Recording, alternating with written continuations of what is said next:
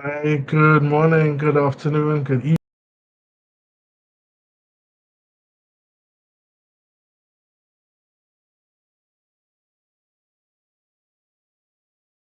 Sean Samad, and I am a member of the board of directors of the Black Consciousness Festival.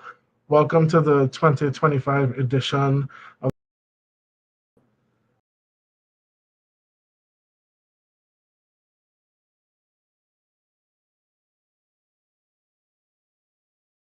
Traditions, Histories, Struggles, Achievements, and Legacies, allowing us to equip each other with the tools and technologies we need to walk in pride, power, and practice. This year, we have much to commemorate. This year marks the fifth anniversary of the Black Consciousness Festival itself. Since our inaugural year, 2020, we have been building an archive, both tangible and intangible, of Black consciousness, which pays homage to those who have come before us and helps clear a path for those who are coming after us. You can find these recordings of conversations and cultural exhibitions we have hosted over the years on our website, www.theblackconsciousnessfestival.com, and conveniently on our YouTube channel. It has been a beautiful 5 years filled with the energies of many people across the world, and we thank everyone for their continued support on this journey. And so we started the festival this year with a conversation um, last Tuesday on Black Consciousness Day, which was the 20th of November. Black Consciousness Day is celebrated or was initially celebrated in Brazil. And it's a holiday that recognizes the death of Zumbi dos Palmares, one of the pioneers of freedom and liberation struggles for enslaved Africans in the Portuguese colony of Brazil at the time. This year, we also, in addition, acknowledge Emmett Till and his mother, Mamie Till Mobley. This year marks the 70th anniversary of Emmett Till's death at the age of 14 by lynching in the United States. And we also recognized this year um, Moa Ducatende, who was murdered 7 years ago in Salvador, Brazil. So we started off the festival last Thursday on the 20th with an opening conversation. Um, and we had three film screenings at the University of the West Indies in partnership with the Department of Modern Languages and Linguistics.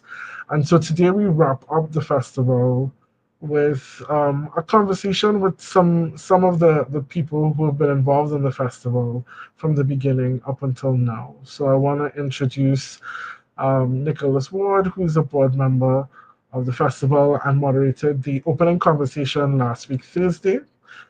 I want to welcome Tyker Philip, who's also a board member and participated in the post screening conversation after the screening of Walter Rodney. And I want to welcome Dr. Savrina Chinien, who is the head of department of the Department of Modern Languages and Linguistics at UWI, our partner this year in the festival. So welcome all. I want to start the conversation today. Uh, I think everybody's on mute, so you guys can unmute yourselves whenever you're ready. But I want to start off the conversation by inviting each of the conversation members to just tell us a little bit about your impressions about what transpired in the festival this year. So, what did you witness? What stuck with you? You know, what memory of something said stayed with you overall this year? Anybody can jump in. Thank you, Sean. Well, for me, because I am currently in Madrid, Spain, I could not, unfortunately, attend all of the events for the festival this year. But I'm very proud of the festival that we put together this year. I think this was our first year that we managed to do as many in-person events as we have done since our inaugural year in 2020, where everything was online, partly because of the COVID-19 pandemic. And now we are starting to transition into more physical spaces. And yeah, I'm excited about that and what the future holds. And For me, I think what stood out was in the conversation that I had, the opening conversation, that dealt with solidarity, more or less, Mm-hmm. amongst the African diaspora, was really realizing how much people's goals around Black consciousness revolve around community and just coming together as Black people and sharing, which is what we facilitate anyway. But it just proved to me how salient it is to be this desire for people to be around like-minded people working together towards this goal of, a future where we are all celebrated in a way. But yeah. Actually, likewise. Tycho, Dr. Chinian. Right. Good afternoon, everyone. For me, it's a privilege to be here as an African because I'm from Russia. So we form part geopolitically of Africa. So over the weekend, I've been very pleased to be able, last weekend, to be able to see such compelling films like Moa, Till, and of course, the third film we saw about Walter Rodney. And for me, it's more about preserving and recentering history and also constructing history with small h. Here I would like to refer to Edouard Glissant. Edouard Glissant makes the distinction between history capital H. Like for him, history with capital H is institutional history, right? The history that is written in books that our students would read. And of course, it's from the perspective of the dominant. But what the Caribbean is trying to do through those films that we have seen, and of course Moa from Brazil, the artist from Brazil, we see that we are trying to reconstruct history with a small h, meaning the stories, his Mm-hmm. stories, and also her stories are coming into perspectives. So Mm-hmm. for me, the festival was about preserving and recentering history, that Right. perspective of history from a non-dominant dimension, and also the Mm-hmm. connection between past and present injustices. We have seen, for instance, Walter Rodney being Mm-hmm. banned from Jamaica, the campus. And ironically enough, on another UWI campus in St. Augustine, we are there talking about having an academic discourse, having a discourse from the community, from everyone about Walter Rodney. Right? So for Mm-hmm. us, the festival allow us to have that safe space where all of us could discuss. And of course, all these, I mean, for me, those three films were powerful counter archives, Yes. counter narratives, right? And they Yes. put forth figures that we have to be proud of who really did everything to be able to bring justice, right, to the forefront. Yes. Yes. Yeah, there's so many points there Yeah. that we need to circle back on. Tycho. One of my highlights definitely was the fact that there were so many young people in our audiences who we got to Mm, engage with. And as Nicholas pointed to, the fact that we were in person this year. The majority of our festival was face to face. So yes. to see so many young people RSVP and show up, and those that brought their parents, Mm-hmm. they saw it being advertised, they saw it on Facebook, they saw it on Instagram, and they registered. And then when they came, they were bringing up parents who had either never heard or engaged with the people who were the films featured, or they had heard about them but didn't study them, or they heard about them and had studied them. So it was a Mm, really nice mix of audience members that we had on each of the nights. yeah. And a couple people did comment about our altar, our ancestral altar in the front that we set up with a picture of each of the people that we honored this year, which took people by, hey, look at this, because we honored Mm, people physically. So I'm very glad that we were able to meet and commune with Yeah, each other in person. yeah, yeah.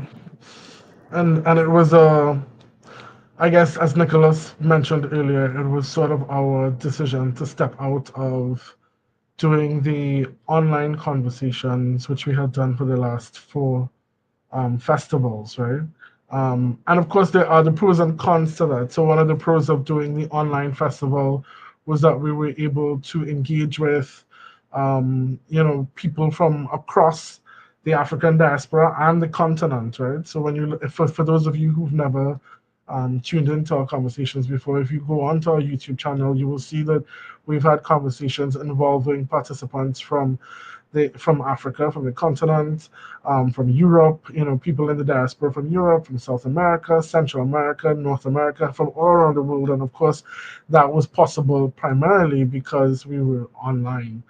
Um, but Taika, you're right. Going in person also does afford another kind of engagement and interaction. So I think it's important that we do both, which is why we had the opening conversation online and now the closing conversation online as well. So, I could safely say I'm sure that in the future we're going to do hybrid kinds of activities to allow the continued engagement with people outside of Trinidad and Tobago, but also tap into the in-person kind of magic that happens when people come together physically.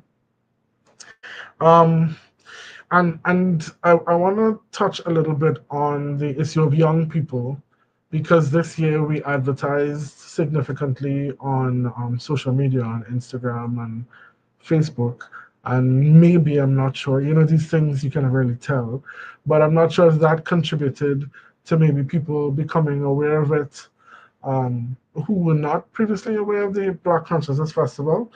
But in addition to that, one of the instructors in Portuguese and Brazilian studies, Heather McIntosh, she also, when she put up the flyers on her WhatsApp status, for example, got responses from teachers who I guess are within her circle saying, that they were really interested in the films. They were not sure that they could, mobilize their students to come to the screenings, but that they were very interested, especially in the Walter Rodney documentary, if we were amenable to bringing the documentary and doing a screening in their schools. So that's, it's really interesting that. Teachers as well at secondary schools are seeing the importance of these stories, right? Like Dr. Chinien said, the importance of ensuring that young people understand the connection between the past and the present injustices, how they continue to exist in our space, um, and about recentering these important histories that have been either forgotten or erased or eclipsed by other histories. Yeah. Um, so I want to invite, anybody on the conversation who wants to talk a little bit more about um, a particular experience or something that they witnessed in a film or in a conversation that stood out to them while I introduce Janelle Williams into the conversation.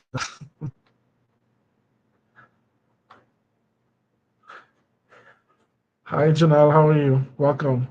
Hello, hello. Thank you.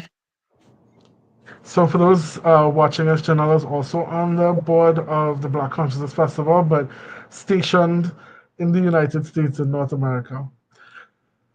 So, let me point the question to Dr. Chinien. I know you attended all three of the screenings, I believe.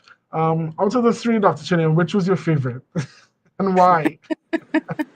That's a tough one because each Yeah, one is different, yeah. dealing with different issues. But basically, it's different but same in the sense that Mm-hmm, they all deal with injustices.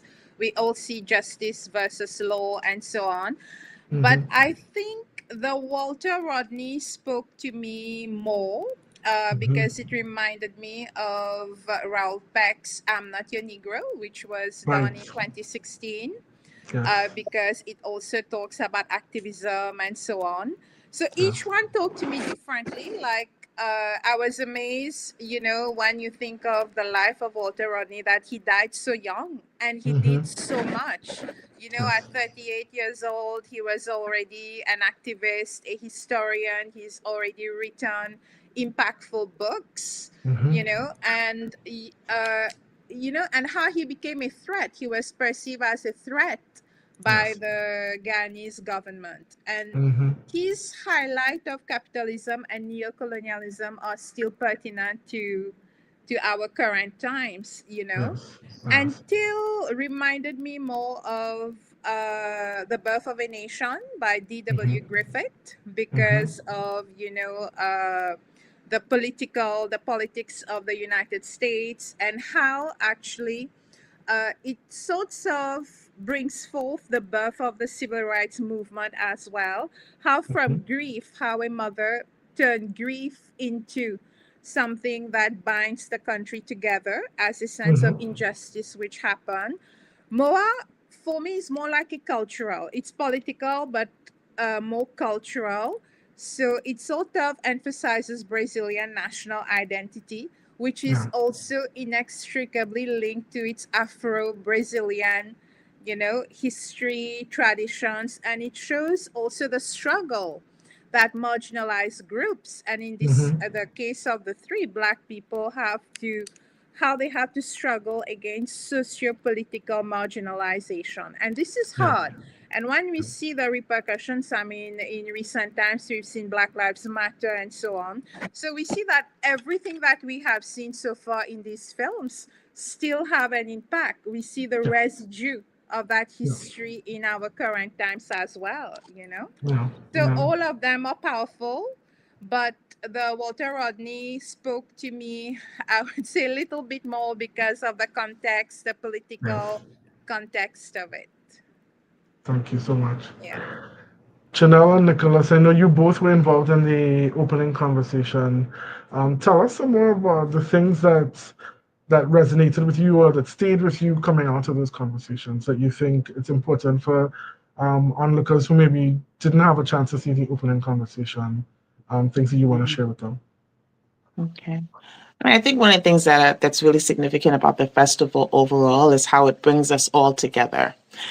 People across state lines, country lines, that nothing can really separate us, right? And that we all have significant stories. The stories are similar, and the more we share those stories, and the more we make space for one another, is the more we learn from each other, and the more healing is possible. It also allows us to celebrate our history and the richness of our history, how resilient we really are. It just blows my mind. The film that resonates the most with me is Till. Um, and the films can't compete, right? Because they're all significant in their own right. But Till is a story that I think every parent has been changed. Mhm. Every uncle, every aunt, everyone who has a young person in their lives, Till showed how we have forever been changed. That as our children leave home, in particular males, as they leave home, it just means something different now. Mhm. That they may not return, and that is real even until this day. If you speak to any anyone who's an authority figure or has a child in their care, right? Um, what do you think about their safety? Not just crossing the street, or no, it's deeper than that. And that is so real. And again, it's real even today. And I think that story captures it in a way that um, you can't be confused. Mhm. You get it, Yeah. right, with that Yeah. story. So. Yeah. Thanks for that. It's interesting that you bring that up because in the post-screening conversation, Mhm. one of the speakers said that what stood what stood out for them, interestingly, is that he thought when he saw the name Till that it was Mm. about Emmett, right? He thought Mm-hmm. the story was going to be about Emmett and about Yes. what happened to Emmett and that kind of thing. And then when he actually saw the film, he realized, Mm. because of the director's particular attention to not showing the violence, Right. and paying attention to what happened with Mamie Till Mobley, he realized Mm-hmm. that the story was really about the mother and how she had, from the very beginning, dealt with raising a black child in a space like the United States and all of the many challenges that come with that, and then even how she transformed or utilized um, the grief, the disappointment, the hurt, the pain into Mm-hmm. something else, right? That then Mm-hmm. catalyzed and began the civil rights movement in the United States. So yeah, it's interesting that you bring that up, Nicholas. I mean, for me, well, for those who didn't have a chance to tune in, the theme of the conversation was inspired by Mamie's words, Hmm. a speech that she gave at some point during the atrocity that happened to her son. And the words were, "What happens to any of us anywhere in the world had better be the business of all of us."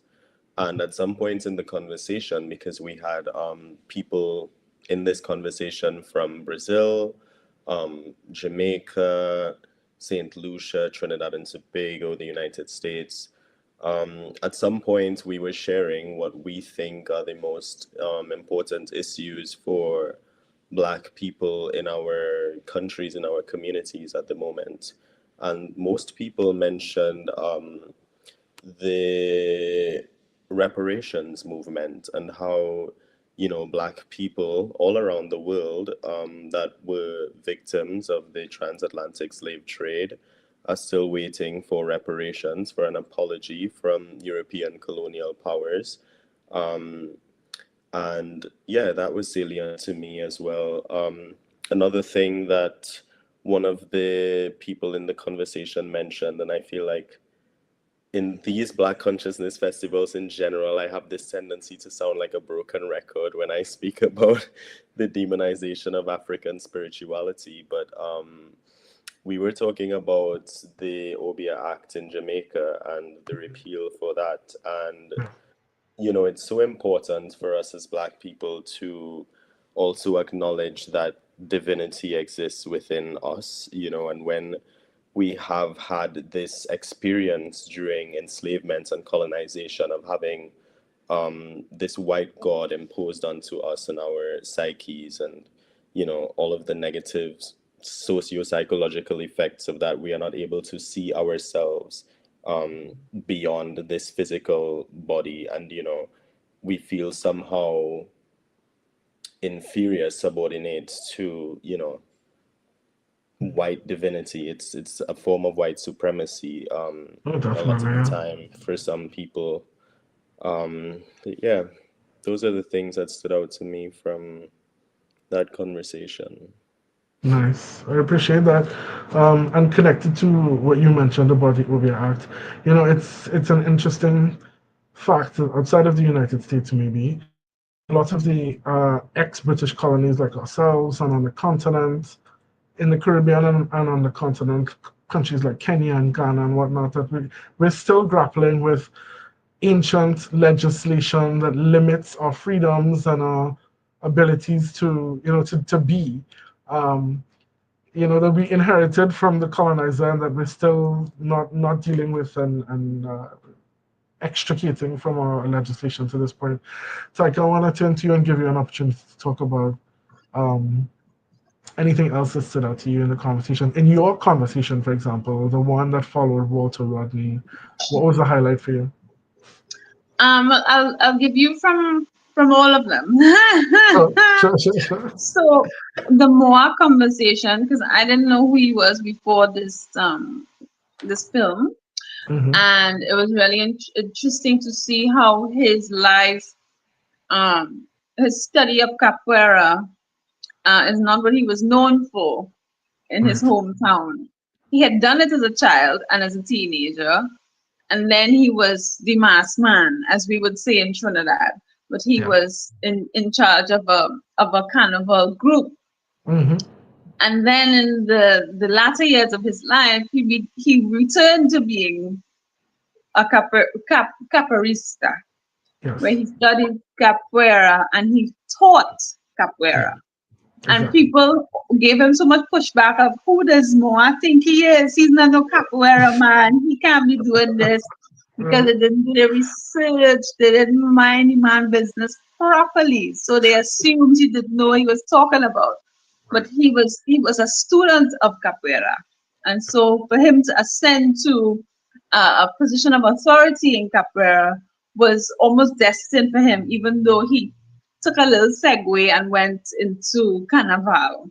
Mm-hmm. Mm-hmm. And then they only talked about how he died in like a half of a minute in the whole film, Yeah. and then really focused on his music and his impact in his community. And I appreciated that. And I also, a comment came from the audience of who told the story of Moa. Is the filmmaker Brazilian? Are they Afro-Brazilian, or are they another identifying race? Mm-hmm. And that was important, I thought, to all of the conversations in terms of who is telling the story, Yeah. who is in charge of the narrative, Yeah. as they could paint it in their particular way, which, as we talk about Tell, was a female director Mm-hmm. who made Nigerian choices. American. Mm-hmm. Yes, who made choices very specific to not show graphic violence and gratuitous things, and not to shade any other filmmakers, but it wasn't 12 Years a Slave. It wasn't Roots. Yes. Because I know I can't deal with another Roots. Mm. I think the rage and the anger as a Black Caribbean woman, that exists in a world where you see Roots every year. I don't need that Mm. type of rage in Right. my system. Your nervous system gets affected by Yeah. looking at these things. So those choices that she made. And then even in the Walter Rodney conversation, um, in talking about it with Ruth Osman, who was one of my co-panelists, when we looked at it initially, she said, this person who's saying that yes, we should have the inquiry into Walter Rodney's death pushed to have the inquiry because it benefited his political lifespan. Because the Mm. people who assassinated Rodney were the opposing party. Party. Yeah. Mm-hmm. So you Mm-hmm. see, had another person told the story, it would have been that Walter Rodney was horrible. He was a disruptor. He Yeah. messed up things for Guyana, Yeah. and But then Ruth to be says able that to that's a see the story that truth. she grew up hearing, right? Yeah, and she grew up hearing that Walter Rodney was a bad person, and he looked for that, as we say in Trinidad. You had bums, so of course you get blow up. When Yeah. really and truly it was that he was given an explosive device by a quote unquote friend of his cause, an ally. Which Mm-hmm. brings into the conversation now, who do we engage as allies in our community? And how can we Interesting. use a certain level of discernment and a certain level of gatekeeping Yeah. into Yeah. our space? The conversation about reparations, the Yes. conversations about Healing. allyship and getting into different spaces to have different discussions. Who do we carry with us? Mm-hmm. Pat Bishop, Mm-hmm. who was a genius in pan and musician here in Trinidad and Tobago, said, those who can't walk, we will tote, and those we can't tote, we will drag. But sometimes you just can't drag everybody with you. Correct. I Correct. mean, they might give you an incendiary device. So it really is, as we go through each of the conversations, it's really to have a certain level of discernment. Moa left his own neighborhood, and he never told us why he left. No. No. But for me as a viewer, I was like, it sounds a little fishy. You just pick up all your bag and baggage and and that's it. Yeah. He ain't really Yeah. keen to go back to Salvador. And Yeah. then maybe to send Emmett to the South. And he didn't know, he wasn't prepared to be in a space where he wasn't a free black boy. Mm. Even in the beginning of the movie, they show us there was some microaggressions in the department store when they went to purchase things for the Yes. trip. There Yes. was some microaggressions. It existed in the space, but not to the extent that it existed in the South. Right. Right. Yeah. Plenty observation, sure, plenty things to Lots of think things, about. lots of things. There are two things that Tyker brought up that I want to engage Dr. Chinian, Janelle, and Nicholas about. One is that she asks about who tells the story, if that matters, and the second one was about how do we engage with allies. Now, it is interesting. Out of the three films that we showed, only one of those films was produced and directed by a person of African descent. The other two were not, right? Um, Whether or not that changes the effectiveness, the resonance of the film, I don't know. But I would like to throw that question out. How do you feel about that? Is it important who is telling the story? Or, as came up in the post-screening discussion of more, sometimes the only people who have the resources, the will, the interest to do these stories are sometimes people outside of the community of people of African descent. And do we block them and not allow them to do it, or do we welcome this and use it as one step in the journey, right? So that's the first question.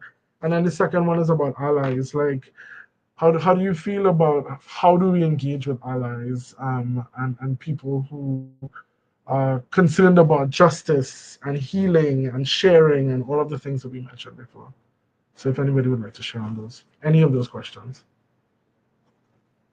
And I think you engage an ally the way you would engage a friend, Mm, right? And so I think that something needs to be established, right? A true relationship needs to be established.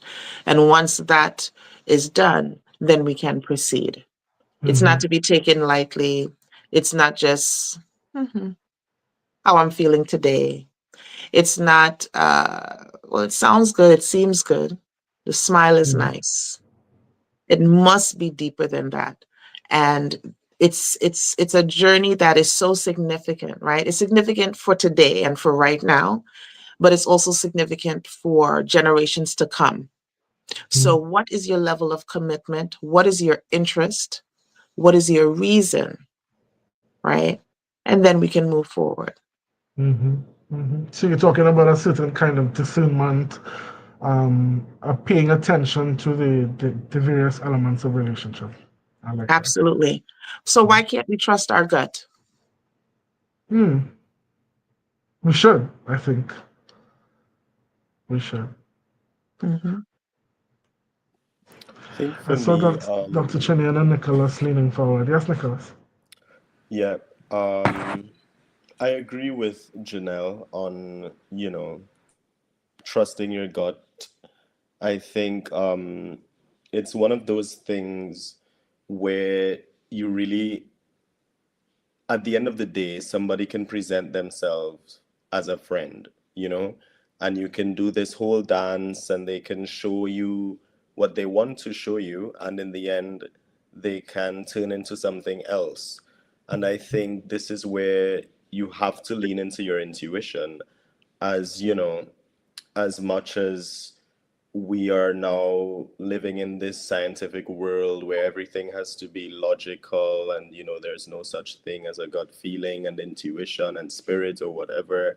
I think this is a time when we go back to our indigenous African roots and we listen to what our spirit is saying, what our ori is saying. And if we feel comfortable in our spirit to trust this person and to let this person into our circle, then we go with it. If we don't, we don't. Mhm, And then also to touch on the point about who controls the narrative.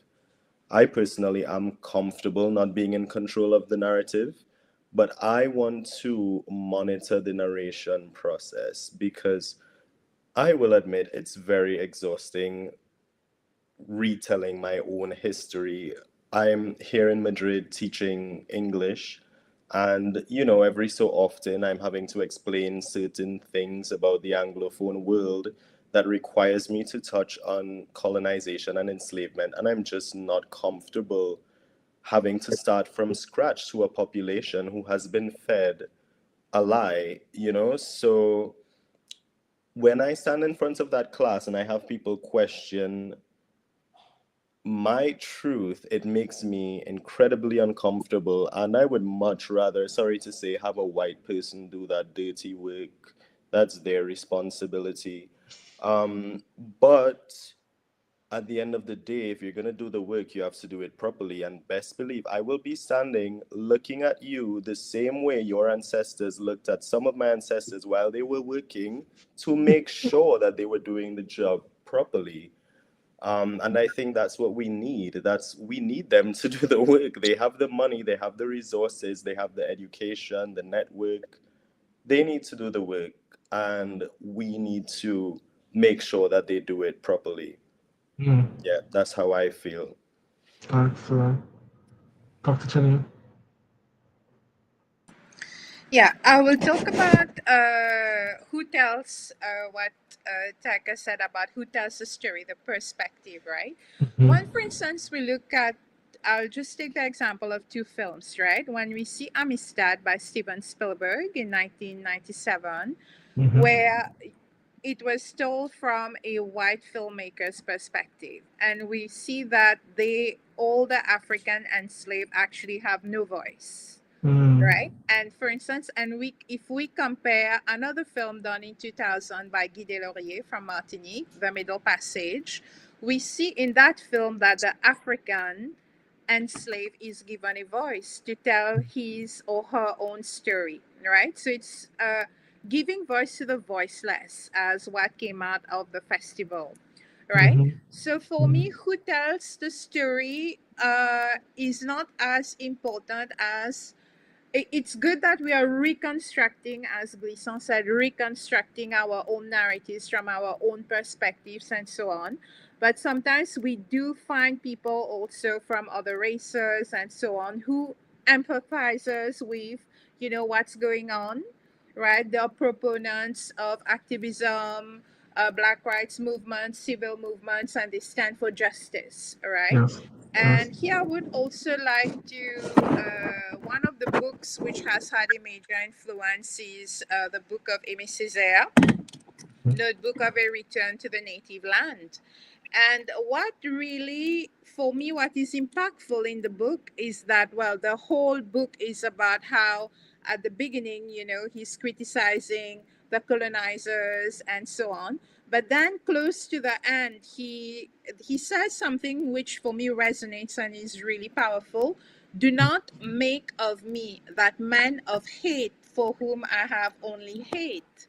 Meaning, ultimately, his goal is what? To be able to transcend that racism, to be able to transcend all feelings of racism, blackness, Indianness, indigenous, this one is this, that, and that, different races.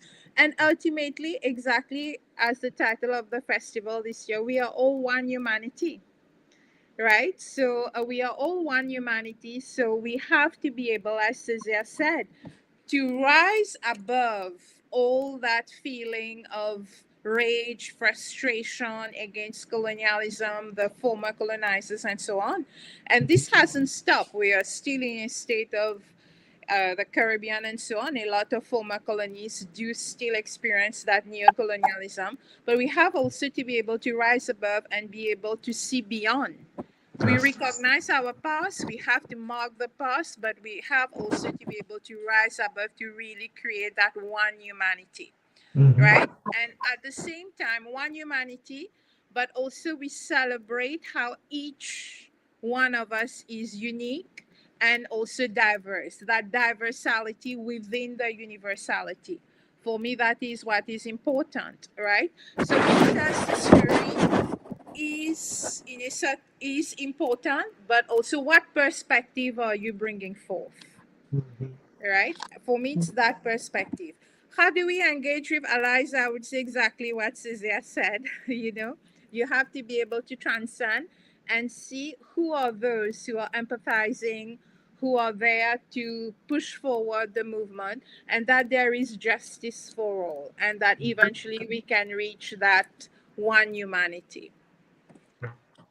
Mm. Thanks for that. Somebody's gonna say something. Sorry. No. Okay. I wanna tune to something that Janelle said earlier about the sharing that happens in this festival, because the core of the Black Consciousness Festival, which was kind of initiated by, well, the phrase Black Consciousness was initiated by Steve Biko, but there have been many movements around the world that are based on this notion of how do we build awareness and understanding of who we are as people of African descent in order to counteract some of the not so great things that have happened through colonization, such as dehumanization, discrimination, you know, cultural assimilation, all of that. But Ivan mentioned that the sharing that happens through the festival, through the conversations that we have, the screenings that we've had, the cultural activities that we've had in the past, that they all contribute to, in some way or another, the process of healing that has to begin for most of us in the diaspora. I want to hear from you guys, your thoughts about how do we take some of the things that we learned this year from the films and the conversations, and how do we move forward in this process of healing from your perspective? Anybody could jump in. I mean, I think the festival has given me definitely a raised level of consciousness, right? To use the word. But it has also given me the vocabulary um, and a level of comfort to be able to engage in other spaces, right?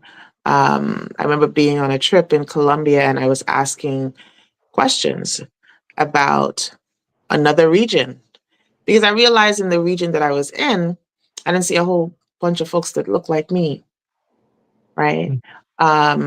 And so the purpose of the trip had nothing to do necessarily with history or, right? But I was able to engage in that conversation. And when I raised the question, um, the individual who was sort of our tour guide, let's say, for the day, his face lit up because no one else asked the question. Right. And it changed the dynamic of the entire day because he went on and on about this other region. And he talked about the music and he talked about the food. And, he said, listen, if it wasn't for this group of people and if it wasn't for this history, and I'm just saying it in such a general way because I don't want to take too long, he said, then Colombia wouldn't be what it is. Right? And so to me, that's what makes this festival unique, right?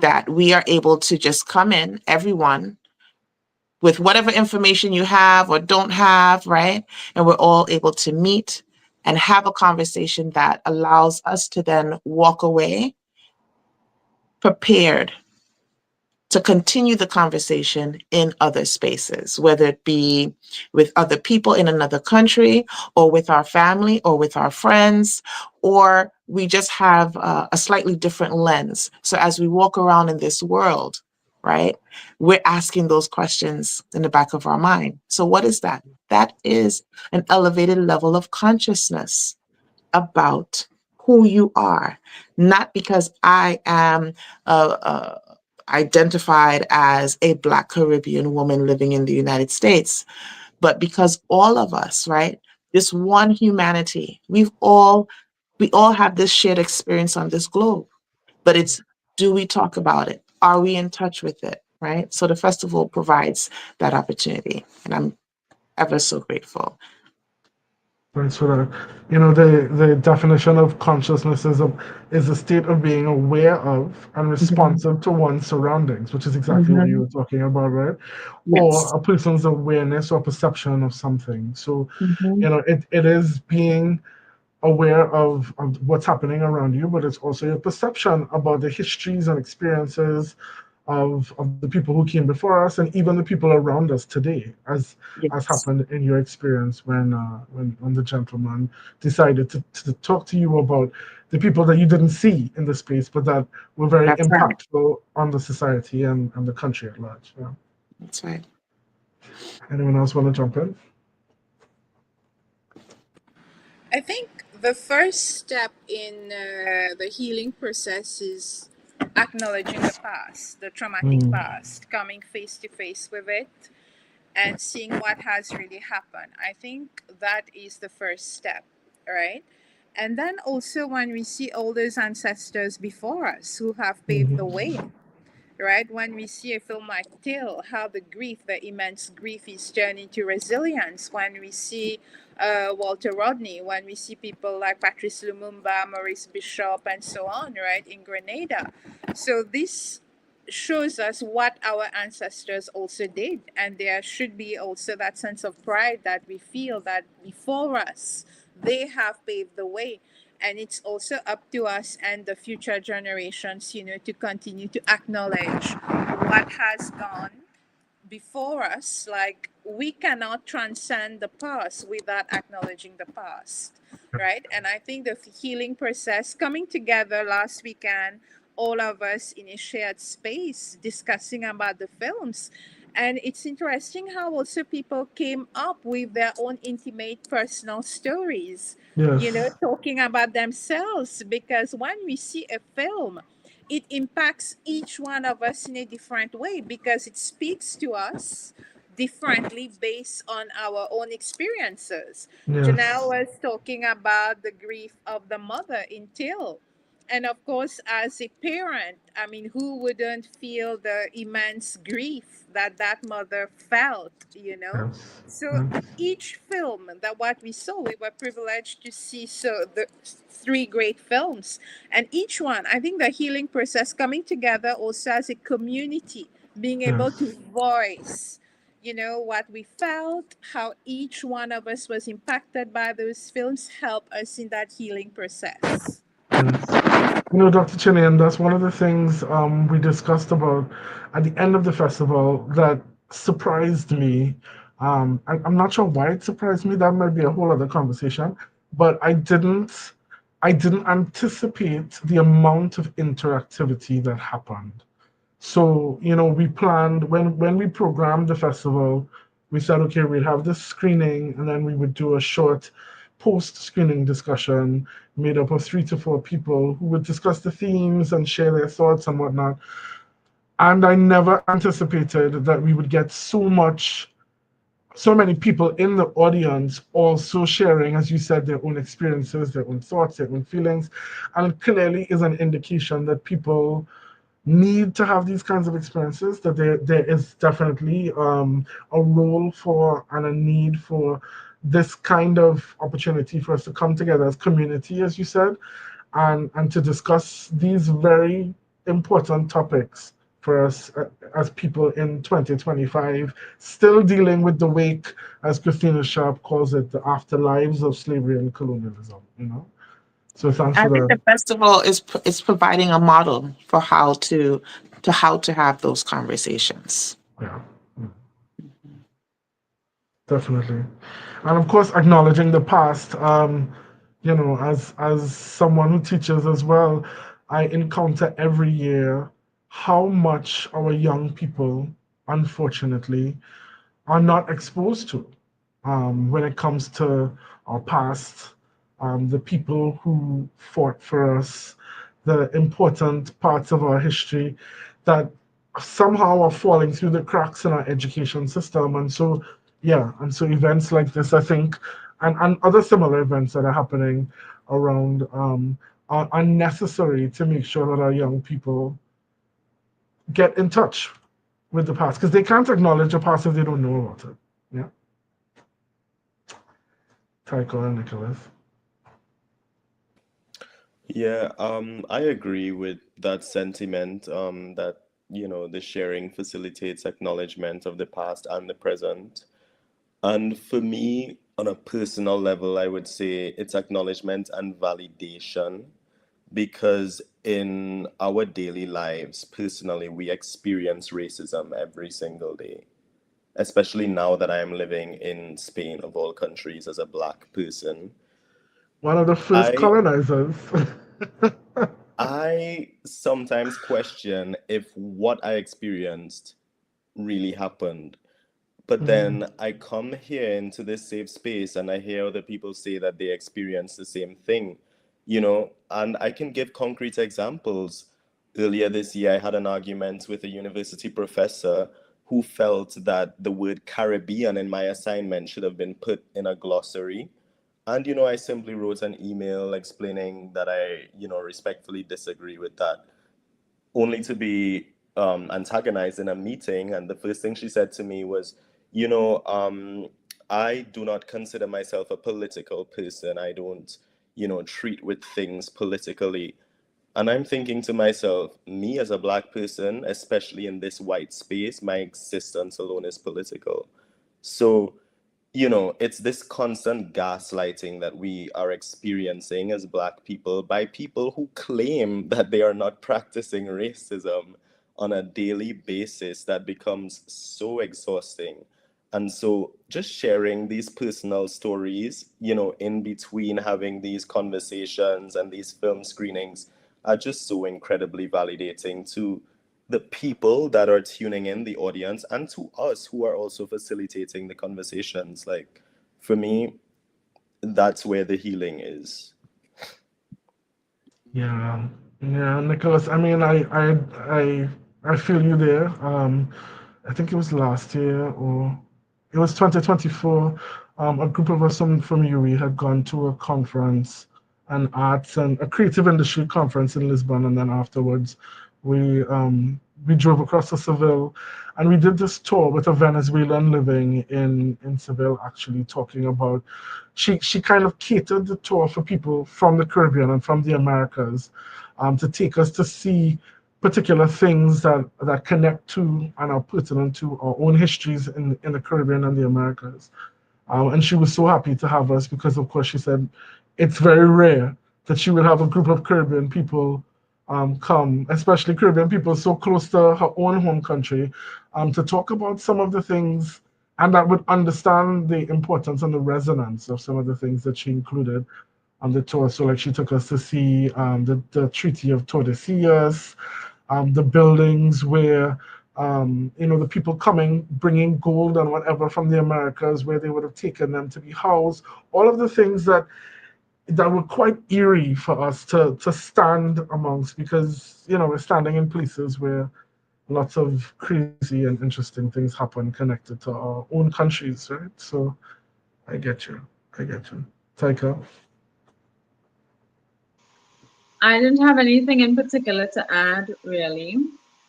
But I did want to say that the reason why we have the conversations is so that we have the conversations. Because many of us have never had them, True. right? And True. to bolster Dr. Chinian's point of us, chatting and getting to know the facts and understanding it and unpacking it. When it's unpacked, what do we do with it? So we Mm, also, and I think we've done some of that work here within the festival of arming people with tools.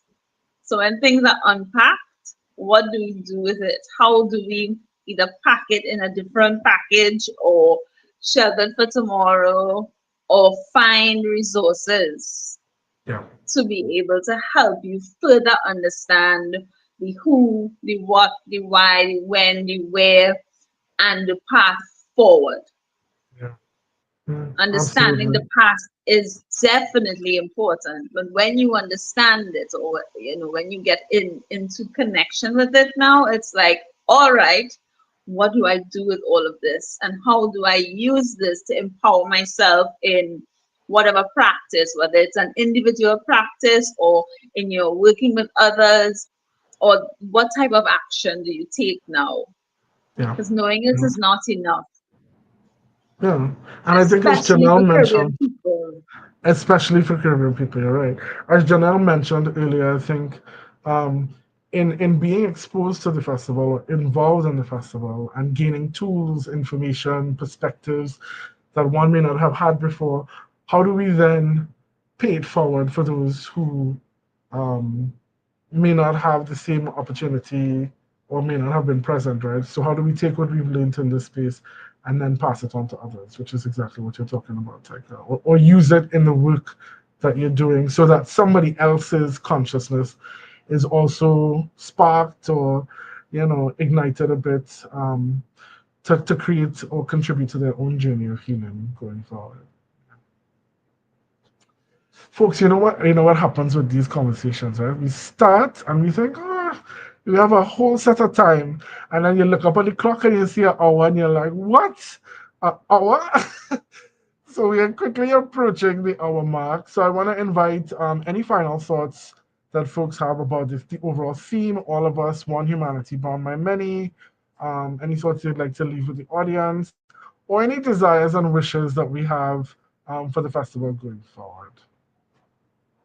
Open floor. I mean, I personally will say that I think, like the last thing we had to do with healing, and we had 2 years talking about healing because of the amount of stuff that was connected to healing. And I'm sure we could do many more years about healing. But I think this is one of those themes. This is one of those themes.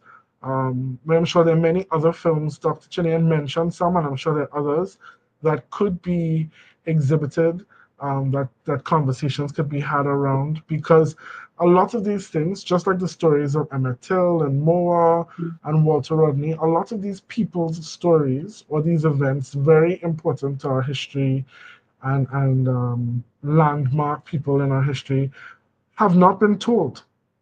They have not been told, or they've been told kind of halfway. Like Ruth talked about being given a whole different perspective on Walter Rodney, and she's from Guyana. So a lot of these stories, even the stories about the Middle Passage and what people experience, many people, when I tell them, based on the documentary done by Samuel L. Jackson, I forget the name of the documentary now, but it had to do with slavery in the Americas.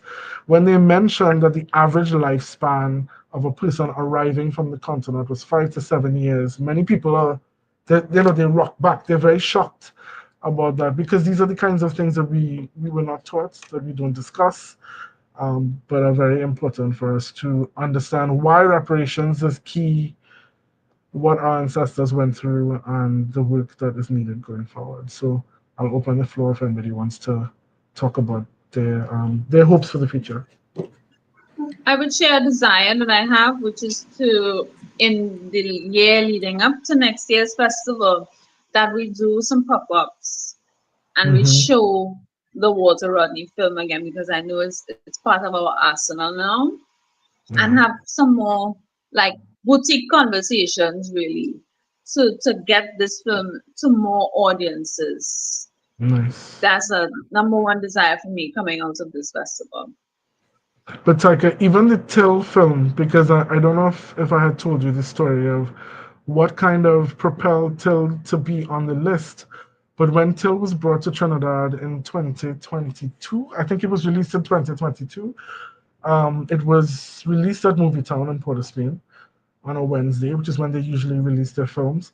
And so, I saw it come up and I was like, great, I wanted to see this film. I'm going to go see it on Saturday. And when I checked the showing schedule for Saturday, it was gone. Right? So Till was in the cinema for all of 2 days here in Trinidad and Tobago, which is unusual. Most films stay for at least a week. Um, Not sure why, but that motivated me to add it to the screening this year, because many people would not have had the opportunity to see it um, in the cinema when it was for the 2 days. So yeah. Mhm. Anyone else? For me, I'm gonna try to keep it as short as possible. But I would really just want to reaffirm the theme this year, all of us, one humanity bound by many. And Hmm. especially having had some experiences this year that really proved to me how this stratification of race that puts black people at the bottom of this hierarchy is so debilitating. And I know that Savrina mentioned earlier that the end goal is, a place where there is no distance between us, regardless of how we look or where we come from. But the sad reality is that what we are experiencing right now in the present is this kind of stratification. And Mm, I notice that regardless of where you are in the world, as a black person, you fall to the bottom of this hierarchy. But yet, still, we have these ongoing diaspora wars and the Caribbean versus North America, light skins versus dark skins. And, we just need to look around, look at each other. We're all at the bottom, okay? Like, and we just need to work together in, our community coming together and working through this very exhausting experience. The only way out is with each other and through it. That's just what I wanted to share. perfect. Well, thank you for that, Nicholas, and sort of affirms that I think that I am a part of several communities that are what you just described. People who are doing what we're doing. It's almost like I'm addicted to it then. So that's what I gravitate towards. People who are so confident, who know their history, right? And despite um, where we fall, that whole falling to the bottom that you describe, that it is not something we accept and it actually doesn't define our existence. So, do the microaggressions occur? Absolutely, right?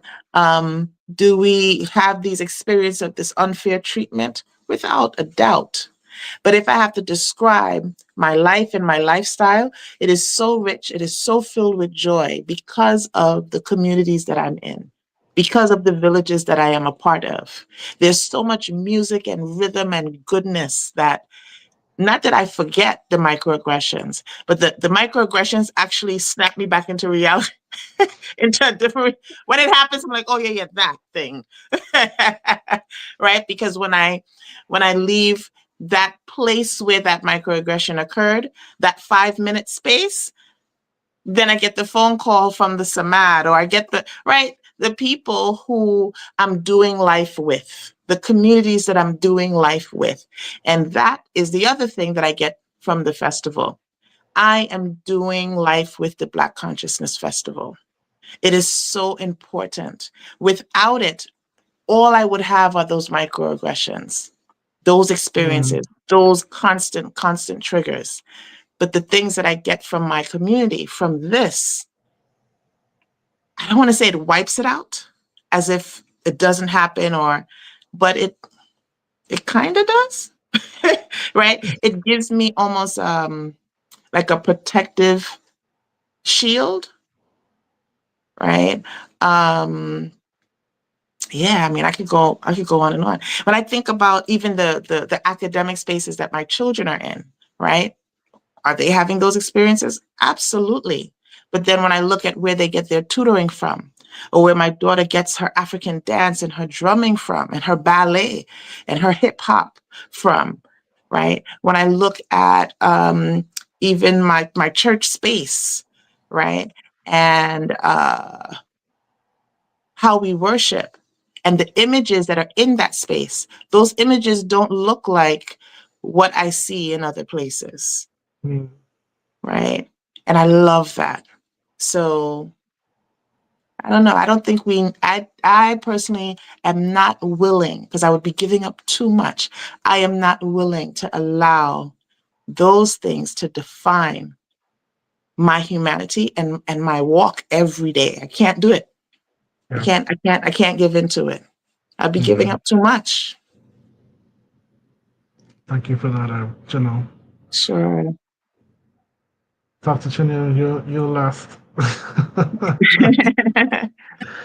Yeah, I agree completely with what Janelle just said. It's really about reconstructing ourselves, our own humanity, not based on how others perceive us, not based on the gaze of the other, but how we ourselves reconstruct our narrative, our history. We have to know, we have to own that history, right? Like for me, I mean, the way forward, I mean, I'm an educator and I'm very happy that on my course, I teach two courses. French Caribbean prose, where we talk about Césaire, Fanon, Chamoiseau, each one of them who have paved the way for our young people to know their history, right? When you read discourse on negritude, discourse on colonialism by Césaire, they really understand what their history is about.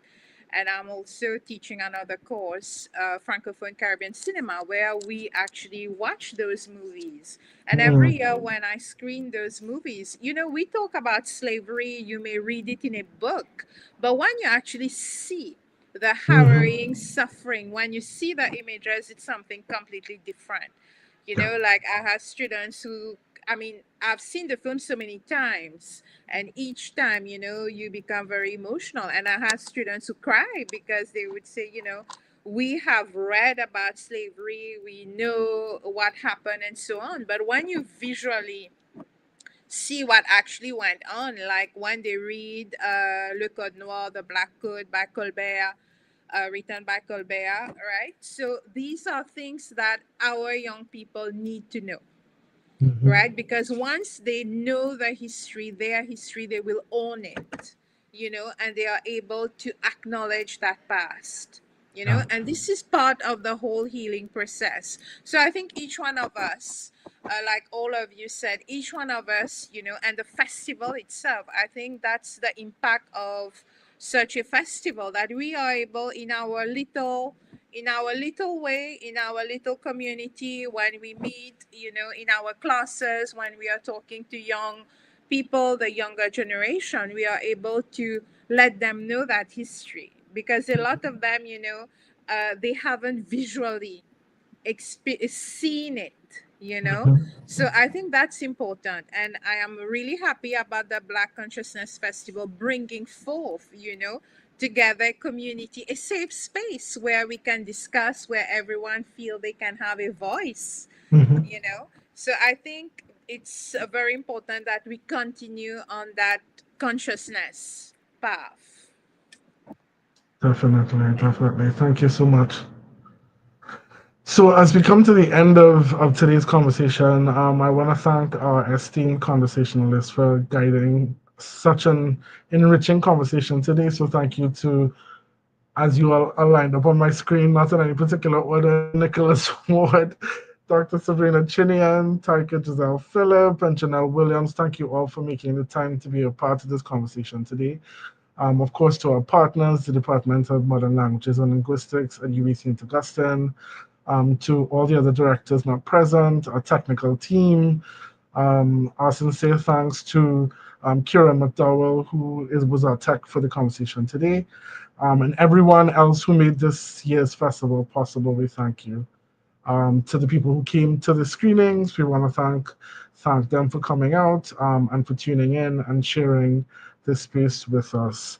And so I want to wish everybody looking at us currently and in the future, because it's a recorded conversation that's on our YouTube channel and Facebook page, to have a good night, a good evening, good afternoon, or morning, wherever you are.